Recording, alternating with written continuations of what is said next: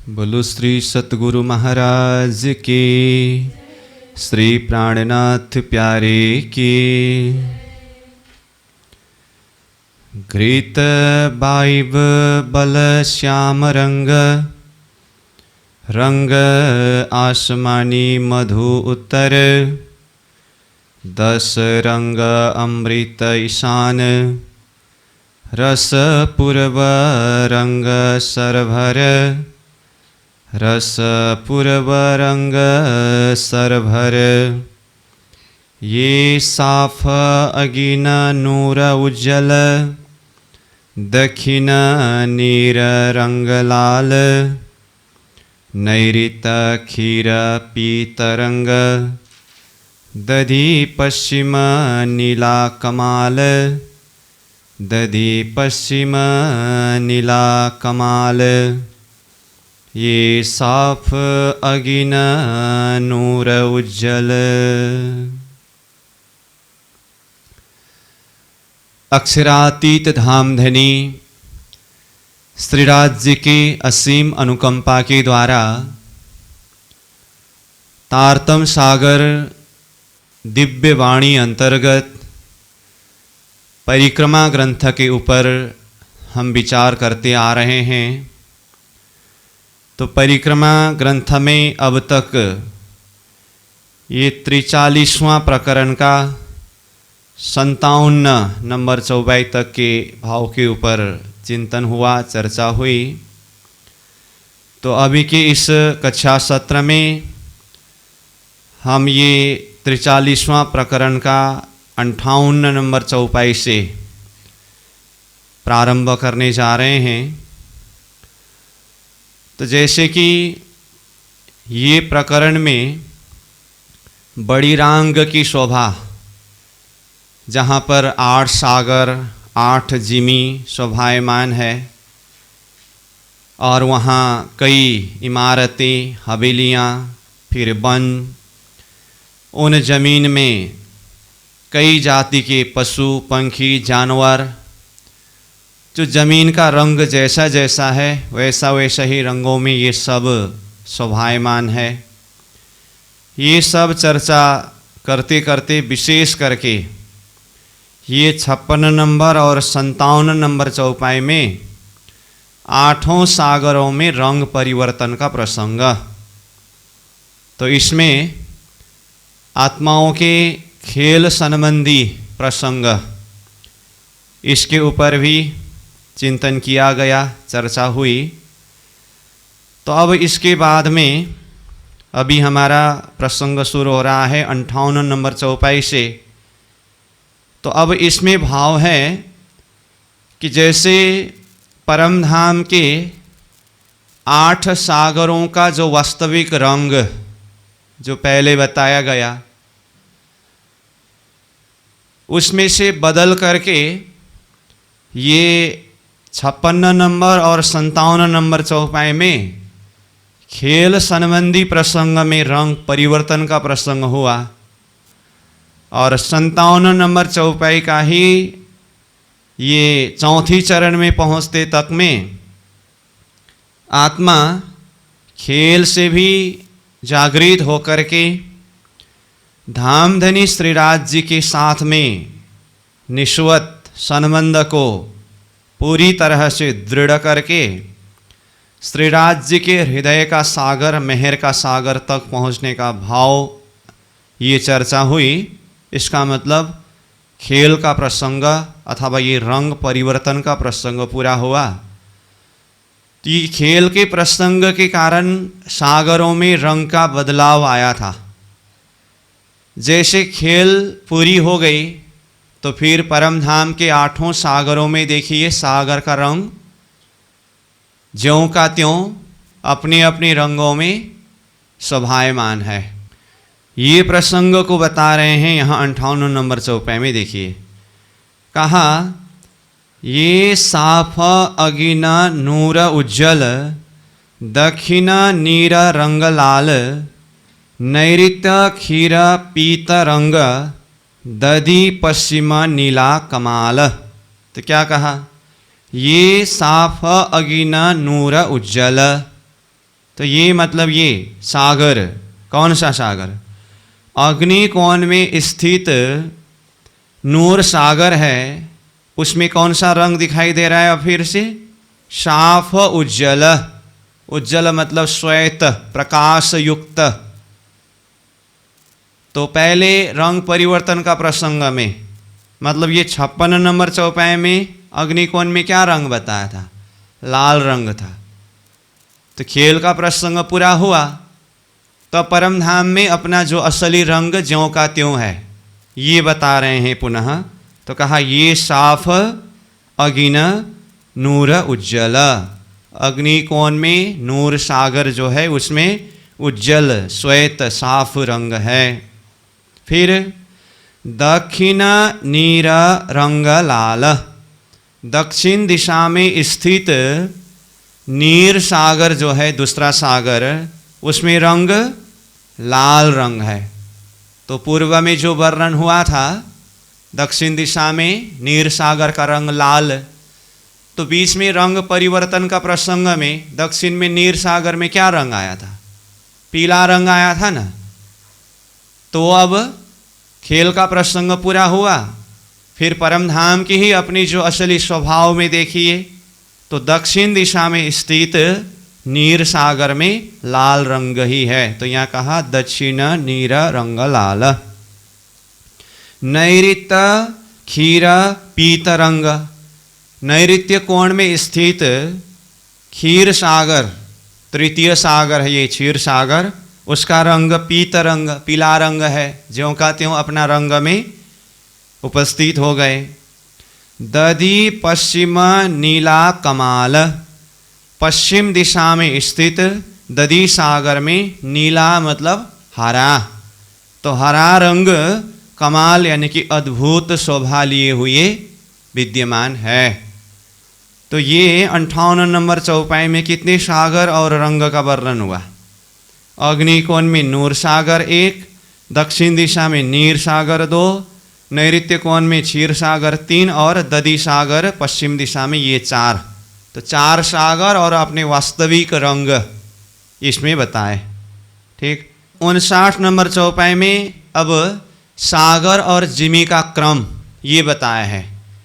तो इसका अर्थ आगे का 4 सागर का यहाँ रंग खुलासा करके नहीं आया, लेकिन 58 नंबर चौपाई में जिस तरह से 4 सागरों का रंग और दिशा वर्णन हुआ ना, वहीं से समझना चाहिए। इसी तरह से बाह्य कोण में स्थित घृत सागर में आसमानी रंग ही है, उत्तर दिशा में स्थित मधु सागर में श्याम रंग ही है, ईशान कोण में स्थित रस सागर में 10 रंग ही है, और पूर्व दिशा में स्थित सर्वरस सागर में अनंत रंग ही है।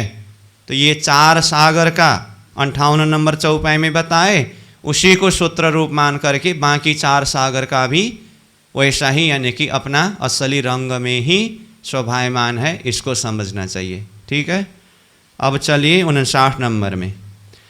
रंग जिमी दिश सागर, एक एक दोए बीच जान, ले इसक गिन अगिन से, ज्यों सब होए अरस पहचान।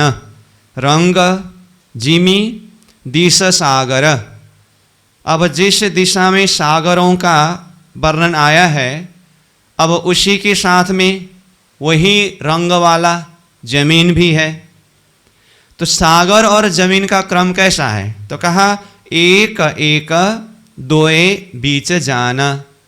तो एक एक दोए बीच जाना, तो क्या अगर एक एक जिमी को देखना हो तो दोए बीच मतलब 2 सागर के बीच में एक जिमी, अथवा दोए जिमी को लीजिए तो फिर दोए जिमी के बीच में एक सागर, ऐसा जान मतलब समझ लीजिए। तो एक एक दोए बीच जाना, तो यही एक सागर एक जिमी, एक सागर एक जिमी, इस क्रम से 2 सागर के बीच में एक जिमी, 2 जिमी के बीच में एक सागर, जो पूर्व से ही हम चर्चा करते आ रहे हैं, वो यहाँ प्राणनाथ जी चौपाई में इस तरह से बता रहे हैं। ले इसक गिन अगिन से, तो ये सागर और जिमी का क्रम कहाँ से गिनती प्रारंभ करना है? तो अग्निकोण से। तो पहला सागर अग्निकोण से प्रारंभ हुआ है ना, तो यहाँ से क्रमशः सागर जिमी करके एक परिक्रमा लगाने से 8 सागर 8 जिमी शोभायमान है। हृदय में इश्क को लेकर के, इश्क को भर करके अग्निकोण से ये सागर जिमी की शोभा गिनती करके देखना है। ले इश्क गिन अगिन से ज्यों सब होए अरस पहचान, जिसमें कि अरस के सारी निशानी, सारी शोभा, चाहे तो 8 सागर 8 जिमी हो और भी जितने भी शोभा परमधाम के अंदर है वो सब का पहचान हो। इसलिए हृदय में इश्क को लेकर के इसका गिनती करिए, इस शोभा का दर्शन करिए। अब 8 सागरों के विषय में बहुत जगह में बहुत चर्चा हुई, चिंतन हुआ। अब 8 सागर का एक ही चौपाई में क्रम से ये 60 नंबर चौपाई में बताया है। देखिए ऊपर 59 में कहा ना, ले इश्क गिना अगिन से, अग्निकोण से गिनती प्रारंभ करना है। तो अग्निकोण से गिनती प्रारंभ करते समय अब किस क्रम से सागर का क्रम है ये 60 नंबर में बताया। देखिए नूर नीर खीर दधि सागर, घृत मधु एक ठौर, रस सब रस सागर, बिना मोमिन न पावे कोई और। तो यहाँ कहा ये तो सहज ही है, नूर सागर कहाँ? अग्निकोण से गिनती शुरू करना है ना। नीर दक्षिण दिशा में नीर सागर, खीर नैऋत्य कोण में खीर सागर, दधी पश्चिम दिशा में दधी सागर। एक चरण में 4 सागर का नाम हुआ। सागर मतलब सागर। घृत मधु एक ठौरा, और घृत सागर और मधु सागर वायव्य कोण में घृत सागर और उत्तर दिशा में मधु सागर, तो 6 सागर हुआ। फिर कहते हैं रस सागर, ईशान कोण में रस सागर है। फिर सब रस मतलब सर्वरस, अनंत रंग सागर पूर्व दिशा में है। और ये 8 सागर का दर्शन किसको होगा, अथवा ये 8 सागरों को कौन प्राप्त कर सकते हैं? तो प्राणनाथ जी कहते हैं यहाँ, बिना मोमिन न पावे कोई और। मोमिन ब्रह्म सृष्टि के बिना, परमधाम की सखी के बिना ये 8 सागरों को अथवा पूरा 25 पक्ष परमधाम की शोभा का दर्शन और वहाँ का सुख बाकी किसी को भी प्राप्त हो नहीं सकता है। तो मतलब परमधाम की जो ब्रह्म सृष्टि सखियाँ हैं उनको ही ये परमधाम का दर्शन अथवा सागरों का सुख प्राप्त होता है।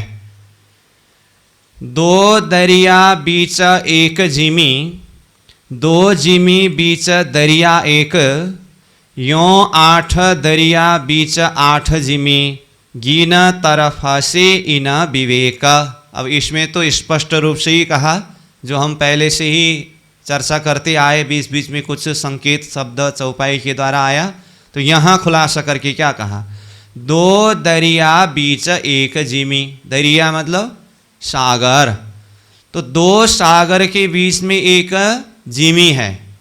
फिर कहा 2 जिमी बीच दरिया एक, तो 2 जिमी के बीच में एक दरिया यानी कि सागर है। तो इस क्रम से वही है, एक सागर एक जिमी, एक सागर एक जिमी करके इस क्रम से आया है। यों 8 दरिया बीच 8 जिमी, इस तरह से 8 दरिया यानी कि 8 सागर के बीच में ही 8 जिमी आया है। ये 60 नंबर चौपाई में 8 सागरों का नाम बताया ना, तो 8 सागर का नाम और उसका दिशा तो हो गया। अब जिमी के लिए भी वही बता रहे हैं कि यों 8 दरिया बीच, वो 8 दरिया 8 सागर के बीच में ही 8 जिमी, ये 8 जिमी है। गिना तरफ से इना विवेका, तरफ से किस तरफ से गिनती करना है? पहले ही कहा अगिना, अग्निकोण से गिनती प्रारंभ करना है।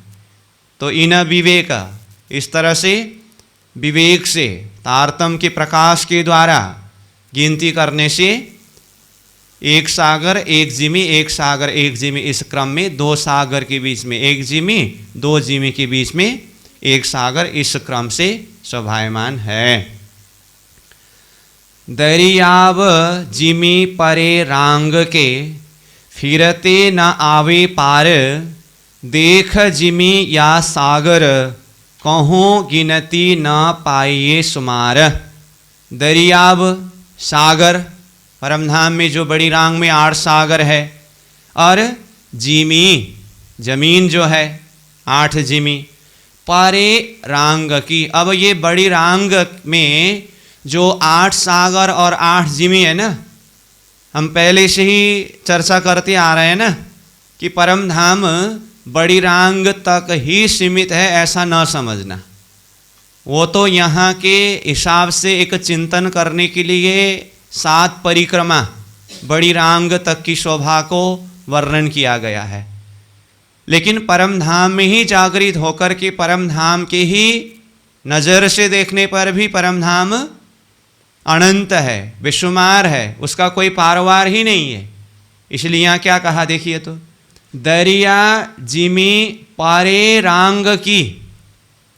ये दरिया और जिमी जहाँ पर है, रांग के परे, उससे परे, इसके बाहर तरफ की शोभा, फिरते न आवे पार, और इसकी फिरती जो शोभा, इसका कोई पारवार ही नहीं है, मतलब अनंत है वो, उसका कोई पारवार ही नहीं है। देखा जिमी या सागर, चाहे जिमी को देखिए और सागर को देखिए, कहों गिनती न पाइये सुमार। कहीं भी न तो सागर का हिसाब हो सकता है, न तो जिमी का ही हिसाब हो सकता है, वो बेशुमार है, पार न पाइए, पार नहीं पाया जा सकता है। और कही जो विध रांग की, कलश कंगुरे बीच आसमान, द्वार द्वारी कही गिनती, ये क्यों होए सिफत बयान। और ये बड़ी रांग में जितने भी इमारतें, प्रासादें, हवेलियाँ, चाहे सागर के चारों तरफ के हो, चाहे सागर के मध्य में जो टापू महल है उसमें आया हुआ हो, तो ये रांग में जितने भी हवेलियों के ऊपर कलश कंगूरे जो कुछ भी आया है वो सब बेशुमार है, आसमान में प्रकाशित हो रहा है। तो कहा और कही जो विध रांग की, और भी रांग का प्रकार, रांग की शोभा जो भी बताया। और वहाँ कलश कंगूरे बीच आसमान, आसमान के बीच में, मतलब आसमान और जिमी के बीच में, बीच कहने से आसमान मतलब आसमान और जिमी के बीच में ये कलश कंगूरे, ये सारी शोभा को देखिए। द्वार द्वारी कही गिनती, द्वार और द्वारी ये पहले भी आया था शब्द, क्या है अर्थ?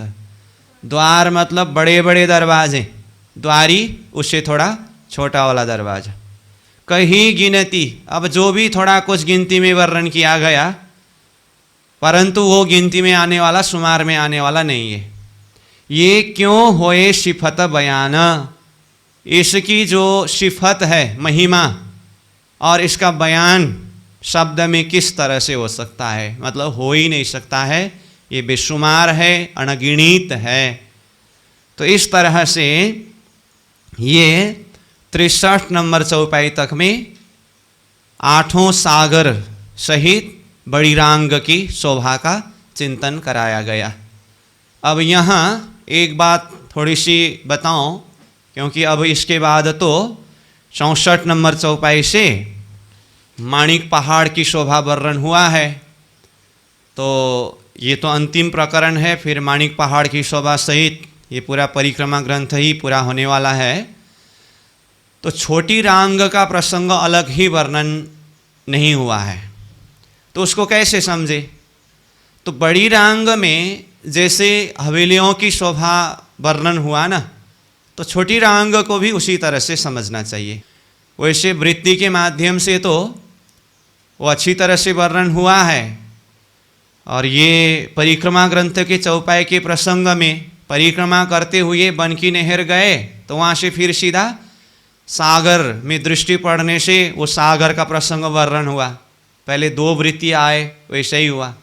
और ये अंतिम प्रकरण में भी सीधा बड़ी रांग के हवेली, इमारतें, सागर, जिमी, ये शोभा वर्णन हुआ। तो यहाँ ऐसा लगता है कि छोटी रांग का अलग ही वर्णन नहीं हुआ, ऐसा नहीं है। वो पहले बनकी नहर से सागर की तरफ दृष्टि डाल करके वर्णन होते समय भी जितने भी हवेली, महल, मंदिरों के और वहाँ के वन बगीचों के शोभा वर्णन हुआ, उसमें ही बड़ी रांग सहित छोटी रांग के सारे शोभा एक साथ में समझना चाहिए। और अभी ये बड़ी रांग के हवेलियों की शोभा वर्णन जैसा हुआ वैसा छोटी रांग में भी समझना चाहिए। जैसे छोटी रांग में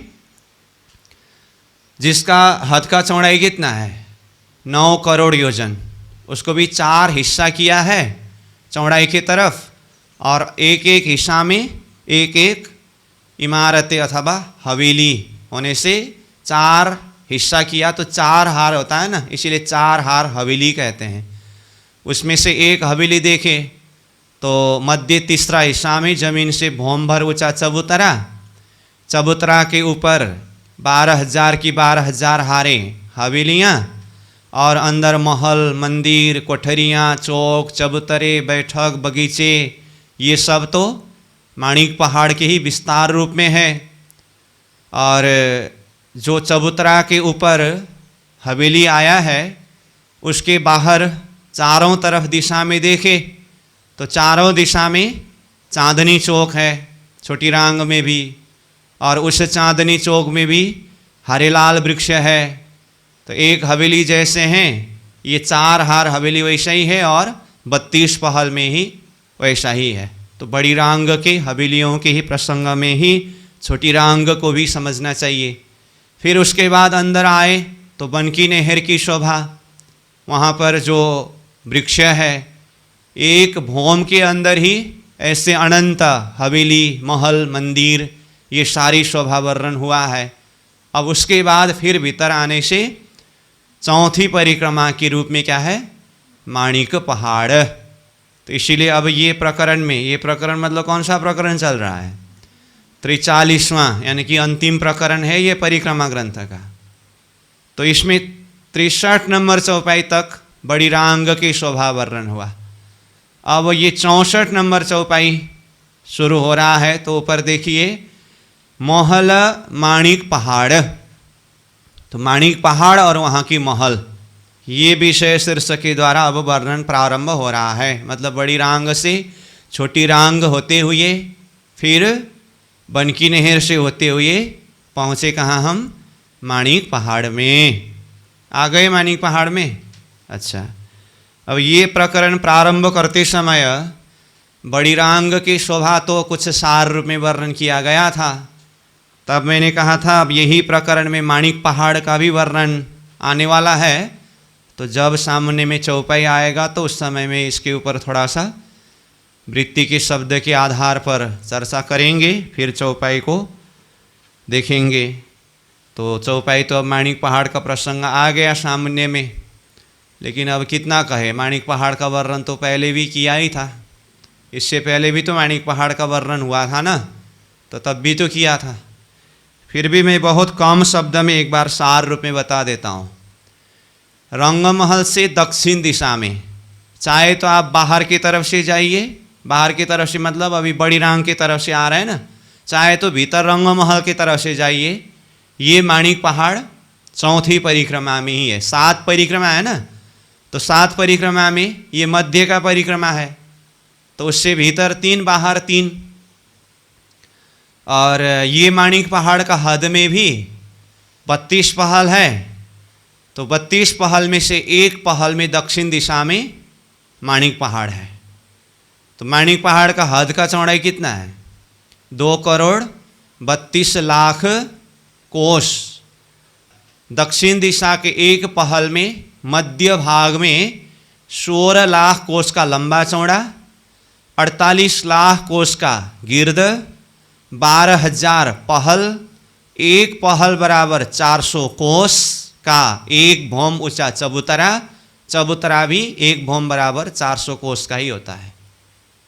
अब ये चबूतरा के ऊपर 12,000 की 12,000 हारें, 14 करोड़ 40 लाख हवेलियां हैं। पहले भी कई बार वर्णन हुआ है, इसलिए मैं सार रूप में ही ले जा रहा हूं, ठीक है। तो हवेली का क्रम कैसा है? एक चौरस, एक गोल, एक चौरस, एक गोल, इस क्रम से है। तो एक भौम में 14 करोड़ 40 लाख हवेलियां हुए। ऊपर कितने भौम है? 12,000 भौम ही है। इनमें से एक भौम का एक हवेली के अंदर देखें तो एक हवेली के अंदर 12,000 महल, उनमें से एक महल के अंदर 12,000 मंदिर, उनमें से एक मंदिर के अंदर 12,000 कोठरी, और हवेली, महल, मंदिर, कोठरी सब के मध्य में चबूतरा, बगीचा, और चबूतरा के किनारे में थंब, मेहराब, हिंडोले, ये सब शोभा तो है ही। 12,000 की 12,000 हारे हवेली पार करके अंदर जाने से पहले 3 सीढ़ी नीचे फिरता सड़क, फिर उसके नीचे 3 सीढ़ी नीचे फिरता बगीचा, उसके 3 सीढ़ी ऊंचा फिरता सड़क, उससे एक भौम ऊपर चबूतरा उठा है, जिस चबूतरा में माणिक महल 12,000 का एक हार आया है। ये भी ऊपर 12,000 भौम तक ही गए हैं। माणिक महल से भीतर एक भौम नीचे उतरने पर बृहद बगीचा में पहुंचते हैं, और बृहद बगीचा के मध्य भाग में भौम भर ऊंचा बृहद चबूतरा है। ये भी 12,000 पहल में ही है। चबूतरा के मध्य भाग में बृहद जल का स्तून है। तो ये बृहद जल का स्तून ऊपर 11,980 भौम तक सीधा गया है। उसके बाद ये जल का स्तून ने बाहर माणिक महल के तरफ चारों तरफ छज्जा बढ़ाया, फिर माणिक महल ने भी भीतरी तरफ से भीतर जल के स्तून की तरफ चारों तरफ छज्जा बढ़ाया, फिर एक भौम ऊपर जा कर के दोनों तरफ की छज्जा फिर से बढ़ने से एक आपस में, यानी कि जल का स्तून और माणिक महल से आया हुआ छज्जा आपस में मिलन हुआ है। यहाँ से ऊपर 20 भौम तक गए हैं। ये तो हुआ छज्जा का मिलन और ऊपर की 20 भौम का महल। नीचे जहाँ पर चबूतरा के मध्य भाग में जल स्तून आया है, उस चबूतरा के किनार में एक एक पहल में एक एक थंबा आने से 12,000 पहल में चबूतरा के किनारे में 12,000 थंबा आया है, और ये थंबा में हिंडोला झूलते हैं। तो थंबा अथवा ये हिंडोला भी 11,980 भौम के ऊंचाई में है। अब चांदनी की शोभा को देखें तो 12,000 भौम ऊपर चांदनी में नीचे जहाँ पर मध्य का चबूतरा आया है, उसके सीधा ऊपर चांदनी में टापू महल आया है। टापू महल 12,000 भौम के ऊंचा माणिक पहाड़ से और ऊपर 20 भौम तक गए हैं, और नीचे से गया हुआ जल का स्तून 12,020 भौम ऊपर जा करके चांदनी के मध्य में स्थित चबूतरा के चारों कोण में जल प्रकट हुआ, और चांदनी की सर्व बगीचों को सिंचन करके फिर गुर्ज के चांदनी में बना हुआ कुंड के द्वारा 12,000 झरना के रूप में नीचे टापू महल के बाहर तरफ जो ताल है, जो नीचे जमीन में देखे तो बृहद बगीचा के ऊपर चांदनी में ताल है, उस ताल में जल उतरता है। फिर इस ताल से बाहर देखें तो नीचे जहाँ पर माणिक महल आया था, वो माणिक महल के ऊपर चांदनी में ताल से बाहर पहले तो एक भौम ऊंचा दीवाल, पाल रूपी दीवाल आया है, और उस पाल रूपी दीवाल के ऊपर दहलान 2 भौम का है। प्रथम भौम में 3 दहलान है, दूसरी भौम में 1 दहलान है, और ये दहलान के नीचे अथवा पाल रूपी दीवाल के भीतर से ही 12,000 पहल में से प्रत्येक एक पहल में एक एक पाइपलाइन मार्ग के द्वारा होकर ताल का जल बाहर निकल करके एक भौम नीचे, यानी कि हवेली के चांदनी के ऊपर स्थित बगीचा के मध्य में स्थित कुंड, अथवा ये कुंड बृहत रूप होने से इसे तालाब कहते हैं। तो 12,000 झरना के रूप में 12,000 कुंड में जल उतरते हैं। और जहाँ पर 12,000 की 12,000 हारे हवेलियाँ आए थे, उसके चांदनी में 12,000 की 12,000 हारे बगीचे आए हैं, और बगीचों के साथ में नहरें, चेह बच्चे आए हैं। यह चेह बच्चा बृहत रूप होने से ताल के नाम से भी बताया गया है। और यह जल नहरें, चेह बच्चे के द्वारा सर्व बगीचों को सिंचन करते हुए अथवा सर्व बगीचों में परिभ्रमण करते हुए माणिक पहाड़ के चांदनी के बाहर किनार में जो 12,000 गुर्ज का चांदनी है, उसमें बना हुआ कुंड में जल पहुंचता है। चांदनी की और एक शोभा को देखें तो जितने भी तालाब है, उस तालाब के चारों तरफ 2 भौम तीसरी चांदनी महल का आया है, और तीसरी चांदनी के बाद भी 4 कोण का महल और एक भौम ऊपर जा कर के उसके ऊपर मेहराब लगा है, और चारों दिशा में हिंडोला लगे हैं। तो ये महल के तीसरी चांदनी के ऊपर 2 भौम ऊपर से हिंडोला झूलते हैं। तो एक ही तालाब के चारों तरफ हिंडोला है। सर्व तालाबों में यही शोभा है। और चांदनी के किनार में स्थित गुर्ज के चांदनी के कुंड में आया हुआ जल, आधा जल तो सीधा गुर्ज के अंदर से होकर के 12,000 भौम नीचे उतरता है। और ये तो हुआ 16 लाख कोस का लंबा चौड़ा चबूतरा के ऊपर माणिक पहाड़ की शोभा। इसके बाहर देखें नीचे ज़मीन में ही, तो माणिक पहाड़ को चारों तरफ से आवृत करके नीचे ज़मीन में 12,000 की 12,000 हारे बगीचे हैं। बगीचों के साथ में चेह बच्चे, वो भी बृहत होने से उसे भी तालाब कहते हैं। फिर नहरें, ये सब विस्तार है। और जो गुर्ज के माध्यम से ज़मीन तक गया हुआ जल सर्व तालाब, नहर, बगीचों में परिभ्रमण होते हुए बाहर महानद में पहुंचता है। आधा जल ऊपर गुर्ज के चांदनी के कुंड में है।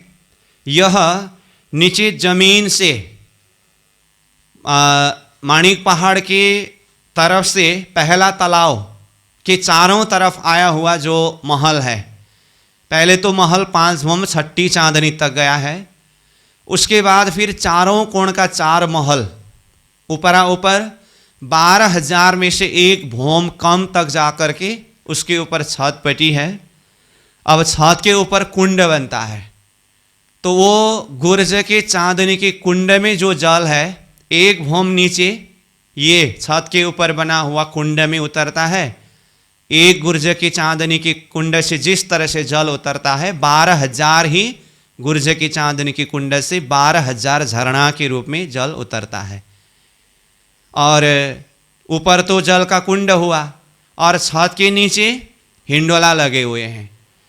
यहाँ का हिंडोला इतना बृहद है, एक हिंडोला में ही राजी श्यामा जी सहित 12,000 सखियाँ एक साथ में बैठ करके झूल सकते हैं। तो ये तो हुआ माणिक पहाड़ की तरफ से पहला तालाब के द्वारा ऊपर गया हुआ। इसी क्रम से अब दूसरा तालाब से भी चारों तरफ का महल 5 भौम तक तो सीधा गया है। उसके बाद दूसरे तालाब से जो चारों कोण का महल कितने भौम ऊपर तक गया? 12,000 में से 2 भौम कम तक, और उसमें भी छत पड़ने के बाद ऊपर कुंड, फिर नीचे हिंडोला पहले की तरह ही है, और ऊपर से जल इसमें उतरना ये भी पूर्ववत है।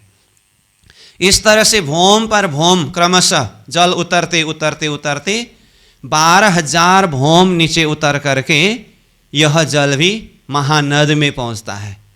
और ये महानद जो ईशान कोण से 2 भाग में विभक्त होकर के यहाँ से आधा जल पूर्व से होते हुए दक्षिण की तरफ और आधा जल उत्तर से पश्चिम होते हुए दक्षिण की तरफ गए हैं। फिर दोनों तरफ का ये नहर यानी कि महानद मिल करके यह जल बन की नहर की तरफ प्रवेश किया है। तो ये है माणिक पहाड़ सहित माणिक पहाड़ के चारों तरफ के बगीचे अथवा हिंडोलों की शोभा। और बाकी 31 पहल जो माणिक पहाड़ का हद है उसमें तो बड़ोवन, मधुवन, महावन की शोभायमान है। तो ये पहले भी वर्णन तो हुआ है, फिर भी ये माणिक पहाड़ का ही विशेष प्रसंग चौपाई के द्वारा आया तो इसको फिर से सार रूप में बताया गया। इसी के माध्यम से अब ये चौपाई को हम प्रारंभ कर रहे हैं। तो अब देखिए चौपाई नंबर 64 से। साथ जी देखो मोहल माणिक, जो कहे द्वार 12,000, शोभा सुंदरता इनकी, ये न आवे बीच सुमार। अब चौपाई में बहुत सार रूप में सूत्रवत रूप में बताया है, ठीक है। तो कहा साथ जी, हे सुंदर साथ जी सखियाँ, देखो मोहल माणिक। अब माणिक पहाड़ के इन मोहलों को देखिए। महल कहने से अब हवेली महल सबको देखना होगा, मतलब पूरा माणिक पहाड़ को ही।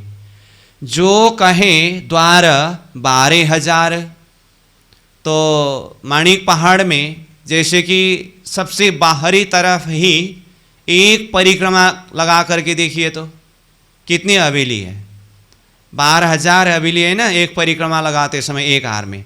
तो प्रत्येक हवेली के मध्य में एक एक बृहद दरवाज़ा है, तो कितने दरवाजे मिलेंगे? 12,000 ही दरवाजा मिलेंगे ना।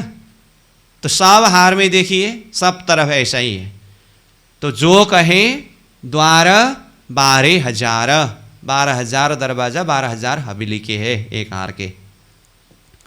शोभा सुंदरता इनकी, अब माणिक पहाड़ के महलों का और दरवाज़ों का शोभा सुंदरता, ये न आवे बीच सुमार, ये सुमार में हिसाब में नहीं आ सकता है।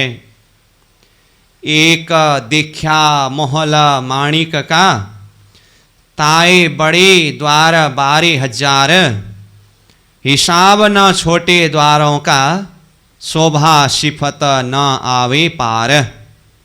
तो एक देखा महल माणिक का, ये माणिक पहाड़ में माणिक महल के एक शोभा को देखा। ताए बड़े द्वार 12,000, तो हवेली में देखिए हवेली भी 12,000 होने से 12,000 ही बड़े दरवाज़ा है। अब भीतर जा कर के महल को भी अगर देखें तो हवेलियों के हार पूरा होने के बाद भीतर माणिक महल भी है ना, वहाँ पर भी जा कर के देखिए तो चारों तरफ से देखने से कितने दरवाजे दिखाई देते हैं? 12,000 ही दरवाज़ा दिखाई देते हैं। इसलिए कहा ताए बड़े द्वार 12,000, हिसाब न छोटे द्वारों का। अब छोटे छोटे महल के अंदर के मंदिर कोठरियों के सारे दरवाज़ों की अगर हिसाब करने लगेंगे तो ये तो पारवार ही नहीं है। इसलिए कहा हिसाब न छोटे द्वारों का, छोटे छोटे दरवाज़ों का तो हिसाब ही नहीं है। शोभा सिफत न आवे पार, उसकी शोभा और उसकी सिफत मतलब महिमा का पारवार ही नहीं है, पार ही नहीं पा सकते हैं। ले जिमी से ऊपर मोहल माणिक, कम ज़्यादा कहूँ नाही, सरभर शोभा सब इमारतें, जल बन हिंडोले महलों माही। ले जिमी नीचे जमीन से लेकर के ऊपर मोहल माणिक, ऊपर कहाँ तक? ऊपर 12,000 भौम ऊपर तक, और वहाँ से भी मध्य में जा कर के देखेंगे तो और 20 भौम ऊपर टापू महल, ऊपर से नीचे तक सब तरफ। कम ज़्यादा कहूँ नहीं, कहीं पर भी कोई कमी ज़्यादा नहीं है, सब एक समान रूप से है। हवेली को देखिए, महल को देखिए, मंदिर कोठरी सब को देखिए, सब बराबर शोभा लिए हुए संपूर्ण प्रकार से परिपूर्ण है। कम ज़्यादा कहूँ नहीं। सरभर शोभा सब इमारतें, इमारतें मतलब ये बड़ी बड़ी इमारतें, प्रासादें, भवन, हवेलियाँ, सरभर समान है, सरभर मतलब बराबर समान, शोभा सब इमारतें, सब इमारतों में बराबर शोभा है। और बाकी जल को देखिए, वन को देखिए, हिंडोलों को देखिए, वो भी सब बराबर है। जल, वन, हिंडोले, महलों माही, वहाँ के महलों में वन बगीचे हैं, और बगीचा है तो नहरें, चेहबच्चे, फुहारे, तो जल तो है ही, और हिंडोलों की शोभा है, सब समान है। कई नहरें, कई चादरें, कई फल फूल बन शोभित, ऊपर झरोखे सब विध तालों, कहूँ गिनती न शोभा सिफत। अब देखिए तो माणिक पहाड़ में भी कई नहरें, कहाँ है नहरें? प्रत्येक भूम भूम में बगीचा है, तो बगीचा के नहरों को देखिए, और मध्य का जो चबूतरा के बाहर बृहद बगीचा कहा ना, वो बगीचा में भी नहरें हैं। चबूतरा के ऊपर भी बगीचा है तो वहाँ पर भी नहरें हैं, और 12,000 भूम ऊपर हवेलियों के चांदनी में बगीचा है तो वहाँ पर भी नहरें हैं, और टापू महल के चांदनी में बगीचा है, वहाँ पर भी नहरें हैं। ये तो हुआ माणिक पहाड़ के ही ऊपर के, और पहाड़ से बाहर 12,000 की 12,000 अरे बगीचा वर्णन किया ना, वहाँ पर भी नहरें हैं। तो कहाँ का नहरें देखेंगे, इसलिए कहा कई नहरें, और फिर कहते हैं कई चादरें। चादरें मतलब धारा, पानी उतरने का जो झरना धारा है ना, कहाँ कहाँ है? टापू महल के चांदनी से 20 भूम नीचे 12,000 झरना, ये चादरें देखिए। फिर तालाब से 12,000 झरना के द्वारा नीचे हवेली की चांदनी की बगीचा में, यहाँ पर भी चादरें हैं। फिर सारे जल, नहरें, चेबच्चे, फुहारे होकर के माणिक पहाड़ की चांदनी की गुर्ज के कुंड में आया, तो यहाँ से अब देखिए तो चादरें, प्रत्येक एक भूम में ही 12,000 चादरें हैं। तो ऐसे कितने भूम नीचे उतरा है? 12,000 ही भूम क्रमशः उतरा है ना। तो ये सारे चादरों को देखिए तो कितने सारे चादरें, इसका कोई हिसाब है? इसलिए कई नहरें, कई चादरें, कई फल फूल वन शोभिता, और वहाँ बगीचा में कई फल है, कई फूल है, ऐसे वन शोभायमान है। ऊपर झरोखे सब विध तालों, अब ऊपर झरोखे, महलों में झरोखों की शोभा को देखिए, और सब विध संपूर्ण प्रकार से तालों, तालाब की शोभा को देखिए। कहूँ गिनती न शोभा सिफत, इसकी शोभा और सिफत महिमा गिनती में भी नहीं आ सकता है, शब्द में भी नहीं आ सकता है। यहाँ तालों शब्द आया ना, तालों मतलब ये बहुत सारे ताल है। तो टापू महल के बाहर बृहद ताल तो है ही, माणिक पहाड़ के हवेली की जो चांदनी में आया हुआ सारे कुंड बृहद रूप होने से सबको तालाब करके कहा ना, तो सारे ताल, इसलिए तालों शब्द आया। कहूँ गिनती न शोभा सिफत, माणिक महल रतनमय, झलकत जोत आकाश, नूर पूरन पूर भरिया, रूह खोल देख नयन प्रकाश। तो माणिक पहाड़ में ये जो माणिक महल जो रतनमय, रत्नों के है ना, झलकत ज्योत आकाश, आसमान में वह ज्योति झलक रहा है, मतलब प्रकाशित हो रहा है। नूर पूरन पूरा भरिया, अब संपूर्ण प्रकार के नूर पूर्ण रूप से भरा हुआ है, मतलब शोभायमान है, पूर्ण है, सब प्रकार से परिपूर्ण है। रूह खोल देख नयन प्रकाश, आत्मा की नज़र को खोल करके इस प्रकाश को, इस तेजमय शोभा को दर्शन करिए। महल मध माणिक का, नूर पहाड़ महल गिरदवाए, बड़े बड़े जोड़े छोटे छोटे, बराबर जुगत शोभाए। देखिए महल मध माणिक का, अब माणिक पहाड़ के मध्य में माणिक महल को देखिए, 12,000 की 12,000 हारे हवेलियों के अंदर माणिक महल है ना, तो ये माणिक पहाड़ का मध्य भाग में आता है। तो मोहल मद बीच में माणिक का, माणिक पहाड़ के बीच में मध्य में महल, माणिक महल। नूर पहाड़ मोहल गिरदवाए। अब गिरदवाए चारों तरफ पहाड़ के महल हवेलियों को देखिए, बड़े बड़े जोड़े, छोटे छोटे। अब बड़े बड़े हवेली के सामने में बड़े बड़े हवेली ही है और छोटे छोटे जो हवेली अथवा महल के सामने में छोटे छोटे है, मतलब बाहर बड़ा बड़ा रहता है, जैसे जैसे भीतर जाने से अब उसका एरिया थोड़ा कम होता जाता है। तो जहाँ बड़ा बड़ा है तो वहाँ बड़ा जोड़े हैं, छोटे छोटे में वैसे ही छोटे छोटे जोड़े हैं। बराबर जुगत शोभाए, सब बराबर युक्ति से शोभायमान है। चारों तरफों मोहल बीच ताल, चारों तरफों हिंडोले, एक हिंडोले माहे झूले, हक हादी रूहें भेले। अब ये शोभा जो वर्णन किया ना, चारों तरफों मोहल बीच ताल, बीच में ताल है और चारों तरफ महल है। ऐसा कहाँ है बताइए? माणिक पहाड़ के हवेली के चांदनी में जो बगीचा आया है उसके साथ में जो ताल आया है, प्रत्येक ताल में कहा ना चारों तरफ महल आया है। चांदनी में आया हुआ महल का ऊंचाई कितना है? 2 भूम तीसरी चांदनी, उसके बाद फिर 4 कोण का महल और 1 भूम जा करके उसके ऊपर मेहराब ला करके इंडोला झूलते हैं तो चांदनी में। और नीचे जमीन में देखेंगे तो प्रत्येक एक ताल के चारों तरफ महल है। महल का ऊंचाई कितना है जमीन में? 5 भूम का है। तो महल ये ताल के चारों तरफ हुआ। फिर 4 कोण का महल ऊपरा ऊपर अपने अपने हिसाब से जा करके फिर उसके ऊपर भी इंडोला झूलते हैं। तो ये देखिए चारों तरफ महल बीच ताल, बीच में ताल है। चारों तरफों हिंडोले, चांदनी में ही देखिए फिर चारों तरफ में हिंडोला झूलते हैं। एक हिंडोले माहे झूले, एक हिंडोले में ही, माहे मतलब में, यहाँ के एक एक हिंडोला में ही झूलते हैं।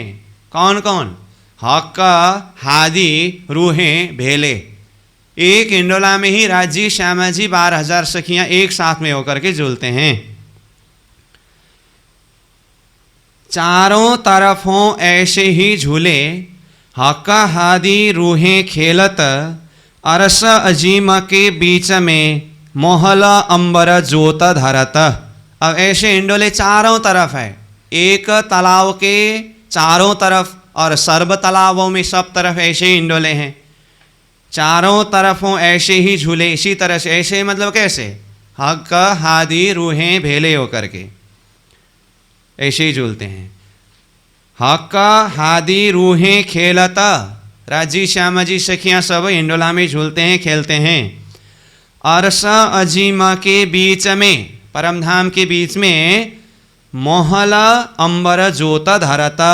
तो ये महल माणिक पहाड़ और माणिक पहाड़ का महल परमधाम के बीच में अंबर जोत धरता। अंबर मतलब आकाश में इसका ज्योति प्रकाशित हो रहा है।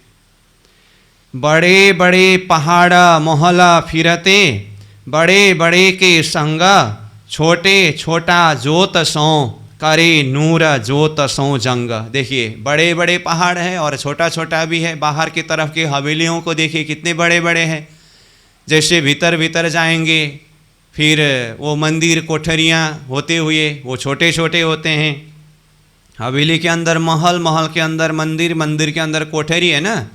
तो बाहर के बड़े बड़े हैं, भीतर भीतर जाने से छोटे छोटे होते हैं। तो बड़े के साथ में बड़े प्रकाशित है, छोटे के साथ में छोटे प्रकाशित है। मतलब हवेली के सामने में हवेली, महल के सामने में महल, मंदिर के सामने में मंदिर, कोठरी के सामने में कोठरी, सब अपने अपने आमने सामने में। तो बड़े बड़े पहाड़ महल फिरते, फिरते चारों तरफ बाहर देखिए बड़े बड़े पहाड़, हवेली फिरा हुआ है। बड़े बड़े के संग, देखिए बड़े बड़े हवेली के संग में बड़े बड़े हवेली ही है। छोटे छोटा ज्योतसों, अब छोटा छोटा है ना जैसे मंदिर कोठरियाँ, तो उसके साथ में फिर अपने ही ज्योति, छोटे के साथ में छोटे ज्योतिषों। करे नूरा ज्योतसों जंगा, वो देखिए बड़ा के साथ में बड़ा, छोटा के साथ में छोटा, नूर आपस में जंग करता है। कई हजारों लाखों दीवालें, जंग करत आसमान, कई सागर महलों माहें, गिनती नाही मान। अब ऐसी हवेलियाँ और हवेलियों में दीवाल कितने सारे हैं, कोई उसका हिसाब है, पारोवार है? तो कहा कई हजारों लाखों दीवालें, हजारों लाखों दीवाल है। जंग करता आसमान, सबका प्रकाश आसमान में जंग कर रहा है, युद्ध कर रहा है। कई सागर महलों माहें, अब एक एक महल में ही, अब सागर कहने से यहाँ नूर का ही सागर, प्रकाश का ही सागर हो रहा है। अब जल का सागर तो है ही, यहाँ पर आसमान में ज्योति का जंग होने का प्रसंग है ना, तो सागर किसका? नूर का ही सागर है। गिनती नाही मान, उसका कोई गिनती भी नहीं है और उसका कोई शुमार नहीं है। ऊपर महल, ताले महल, बीच महल गिरदवाए, इन विध महल भरियो अंबर, फेर विध कहीं न जाए। अब देखिए यहाँ ऊपर, ताले, बीच, तीन प्रकार के महल का यहाँ पर वर्णन आया है। तो ऊपर महल, ऊपर के टापू महल, ताले महल, नीचे 12,000 की 12,000 हारे हवेली सहित के महल, बीच महल 12,000 की 12,000 हारे हवेलियों के एरिया पूरा होने के बाद भीतर जो बोम्बर ओचा चबूतरा में माणिक महल आया है ना, वो बीच का महल है वो। तो ऊपर महल, ताले महल, बीच महल, गिरदवाए, चारों तरफ घेर करके आया है सब। इन विधा महला भारियो अंबरा, सब प्रकार के महल के द्वारा जो प्रकाश अंबर में, आसमान में भरा हुआ है। फिर विध कहीं न जाए, फिर इसका विध जो प्रकार है ना, महल का प्रकार, उसका नूर शब्द में कहा नहीं जा सकता है। पहाड़ थंब, जो पहाड़ थुनी, पहाड़ी महल मंडान, कई महल महलों में ने कहूँ जिमी न देखिए आसमान। पहाड़ थंब, जो पहाड़ थुनी, अब पहाड़ में स्तंभों को देखिए, वो स्तंभ थंब भी पहाड़ जैसे ही है, पहाड़ माफक ही बड़े बड़े हैं ना। जो पहाड़ थूनी, थूनी मतलब जल का स्तून, मध्य में जल स्तून है ना, वो भी पहाड़ का ही जल का स्तून है। पहाड़ी महल मंडान, पहाड़ का ही मतलब पहाड़ में ही महल, मंडान मतलब मंडान रचा हुआ है, बनाया हुआ है, बनाया हुआ मतलब सजा हुआ है। कई महल महलों मिले, अब कोई महल में महल मिला हुआ है। अब एक महल के अंदर जाकर के देखिए कितने सारे और महल है, और हवेली के अंदर महल, महल के अंदर मंदिर, वो तो बता ही रहे हैं। कहूँ जिमी न देखिए आसमान, वो सब के नूर प्रकाश के द्वारा ऐसा लगता है कि कहीं जमीन भी नहीं दिखाई दे रहा हो, कहीं आसमान भी नहीं दिखाई दे रहा, मतलब सब तरफ नूर ही नूर भरपूर है, नूर ही नूर दिखाई देता है। चौड़े देखे चारों तरफों, ऊंचे लग आसमान, ऐसे और महल तो कहो जो कोई होवे इन समान। चौड़े मतलब इसका फैलाव, विस्तार। चौड़ा कहने से ऐसा छोटा मत समझिएगा, चौड़े मतलब इसका फैलाव, विस्तार, लंबाई चौड़ाई में। देखे चारों तरफ, चारों तरफ इसका विस्तार देखिए, फैलाव देखिए। और ऊंचे देखिए, ऊंचाई कहाँ तक है? ऊंचे लगा आसमान, मानो कि वो आसमान तक पहुंच गया हो, मतलब लंबाई चौड़ाई, ये फैलाव भी बहुत विस्तार है और ऊंचाई भी बहुत विस्तार आसमान तक है।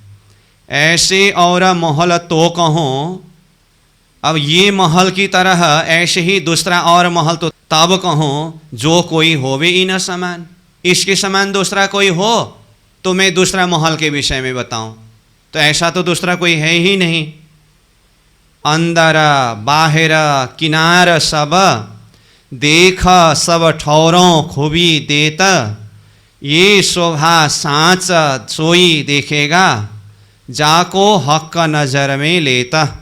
अब अंदर बाहर किनारा सब, एक हवेली के अंदर देखिए, महल के अंदर भी देखिए, मंदिर के अंदर अथवा सब तरफ अंदर की शोभा को देखिए। बाहर बाहर तरफ भी फिर करके देखिए, किनार में देखिए, सब तरफ देखा, सब ठौरों खूबी देता, सब तरफ की खूबी शोभा दिखाई देता है। ये शोभा साँच सोई देखेगा, इसकी सच्ची शोभा, वास्तविक शोभा को वास्तविक रूप से वही देखेगा जाको हक नजर में लेता, जिस आत्मा को प्रियतम धाम धनी श्रीराज जी अपने नजर में लेते हैं।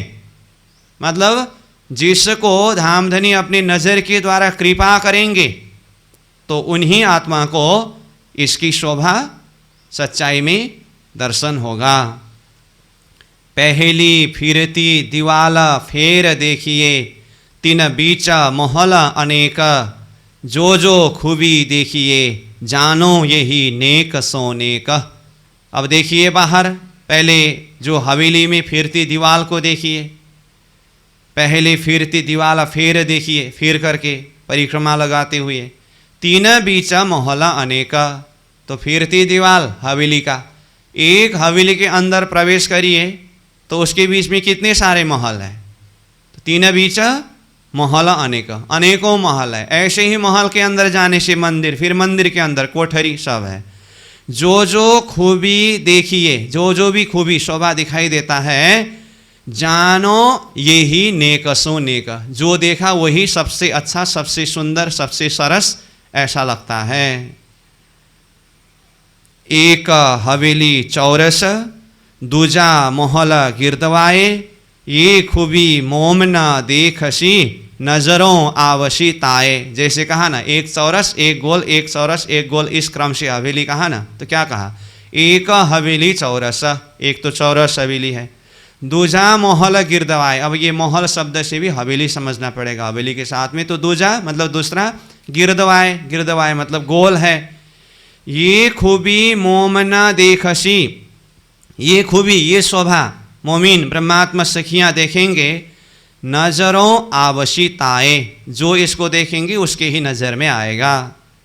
अरस हौज दो बीच में, मोहल माणिक पुखराज, जेता नजीक हौज के, तासों मोहल माणिक रहे बिराज। अब ये 80 नंबर चौपाई में रंगमहल, हौज कौसर तालाब और ये माणिक पहाड़ और पुखराज पहाड़, ये चारों एकदम दूरीबद्ध आमने सामने में है ना, वो बता रहे हैं। अरसा मतलब रंगमहल, हौज मतलब हौज कौसर तालाब, दोनों बीच में है। तो अरस और हौज कौसर दोनों किसके बीच में है, मोहला माणिक पुखराज, माणिक पहाड़ और पुखराज पहाड़ के बीच में अरस रंगमहल और हौज कौसर तालाब है। ठीक है, पहला चरण अपने आप में पूरा नहीं होगा, रंगमहल और हौज कौसर बीच में, किसके बीच में, दूसरा चरण में बताया मोहल माणिक यानी कि माणिक पहाड़ और पुखराज पहाड़ के बीच में रंगमहल और हौज कौसर है। जेता नजीक हौज के, हौज कौसर तालाब के जितना नज़दीक क्या, अरस रंगमहल और ये पुखराज पहाड़ है, तासों उसी के साथ मतलब उसी बराबर में, मोहल माणिक रहे विराज, माणिक महल मतलब माणिक पहाड़ भी विराजमान है, शोभायमान है। अब 81 नंबर में और खुलासा करेंगे ये चारों को। ठीक है, ये चारों हुए दोरी बंदा, देखिए तो माणिक पहाड़, हौज कौसर तालाब, रंगमहल और पुखराज पहाड़, ये चारों को देखिए बिल्कुल सीधा दोरी बंदा है कि नहीं, ये तो हुआ चारों दोरी बंदा। अब रंगमहल में बैठ करके देखिए तो सामी अक्षर नूर शोभिता, चारों तो बिल्कुल आमने सामने में दोरी बंद है, सीधा सीधा में। और रंगमहल से सामी, सामी मतलब सामने पूर्व दिशा के तरफ, अक्षरधाम का नूर प्रकाश शोभित शोभायमान है, मतलब पूर्व दिशा में अक्षरधाम है। ये हक हुक्मा बोलावत, इत और न पहुँचे सिफत। ये अब माणिक पहाड़ का वर्णन किया गया, हौज कौसर का वर्णन किया गया, अरस रंगमहल का वर्णन हुआ, पुखराज पहाड़ का वर्णन हुआ, फिर अक्षरधाम को भी बताया। ये सारा हक हुक्म बोलावत, और इतना ही नहीं, सारा जो भी 25 पक्ष का वर्णन हुआ हक हुकुम, राज्य के हुक्म के द्वारा बुलाया है, कहलाया है। इत और न पहुँचे सिफत, हक के हुक्म के अलावा बाकी यहाँ किसी भी तरह से इसकी सिफत के लिए शब्द नहीं पहुँचेगा, अथवा यहाँ तक कोई भी नहीं पहुँच पाएगा। ये कह्या थोड़े, ये कह्या कौल थोड़े मिने, रूहे समझेगी बहुतात, दिल मोमिन से ना निकसे, चुबा रहे सी दिन रात। देखिए, इतना वर्णन करने के बाद आपको लगा होगा परिक्रमा ग्रंथ 2481 चौपाई है, अब पूरा होने वाला है ना, तो सबसे बड़ा ग्रंथ, तो बहुत ज़्यादा कहा। तो प्राणनाथ जी क्या कहते हैं, ये कह्या कौल थोड़े मीने, थोड़ा सा ही कहा, हाँ, इससे ज़्यादा कहेंगे तो आप लोग डर जाएंगे करके। रूहें समझेगी बहुतात, अब इसी को सूत्रवत रूप में समझ करके इसका विस्तार करके बहुत ज़्यादा रूप से परम नाम की रूहें आप स्वयं समझेंगे। दिला मोमिना से ना निकसे, परम धाम की ब्रह्म सृष्टि सखियाँ जो है ना, उनके दिल से नहीं निकलेगा क्या, ये जो भी शोभा वर्णन किया गया। चुबा रहेसी दिन रात, रात दिन ब्रह्म सृष्टि सखियों के हृदय में ये परम धाम की शोभा अभी तक जो भी वर्णन किया चुबे ही रहेंगे। अब स्वयं अपने हृदय को पूछ लेना कि मेरे हृदय में ये सारी शोभा चुबा है या नहीं चुबा है। सामने वाला कौन बता सकेगी कि कौन ब्रह्म सृष्टि कौन जीव सृष्टि है ना, तो अपने आप को देखना होगा। ये चुबा रहेसी दिन रात, अगर ऐसा हो रहा हो तो निश्चय रूप में ब्रह्म सृष्टि है। अगर नहीं भी हुआ हो तो हो सकता है ब्रह्म सृष्टि होने पर भी फरामोशी के कारण अभी चूबने में थोड़ा समय लग रहा है। निरंतर अभ्यास करना चाहिए। अभी तक तो चूबा ही नहीं, इसका मतलब जीव सृष्टि हो करके हतोत्साहित भी नहीं होना है। ठीक है, तो अभ्यास होना चाहिए, दीर्घ समय तक होना चाहिए तो होगा।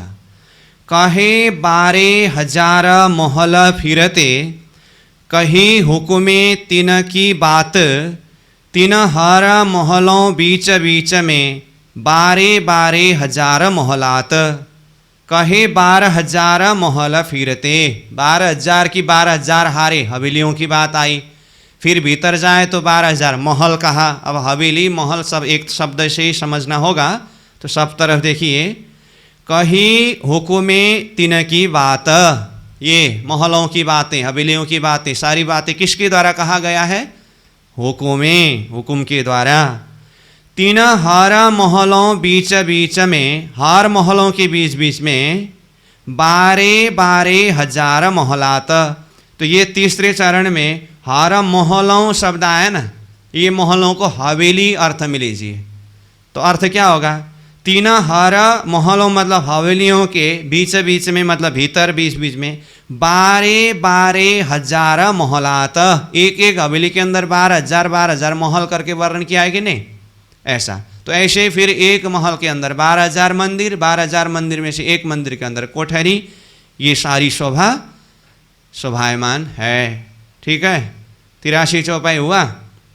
और 84 नंबर चौपाई, ऐसा चौपाई आया है, इसमें कुछ विशेष बात है, इसीलिए अब ये विशेष बात भी है और अभी का समय भी पूरा हुआ, तो विशेष बात के लिए तो थोड़ा सा प्रतीक्षा तो करना चाहिए।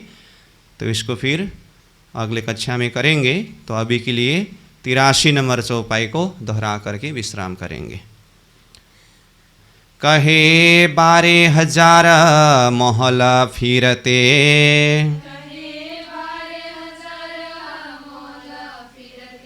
कही हुकुमे तिन की बात, तीन हर महलों बीच बीच में, 12,000 महलात, 12,000 महलात। बोलो श्री प्राणनाथ प्यारे की प्रणाम।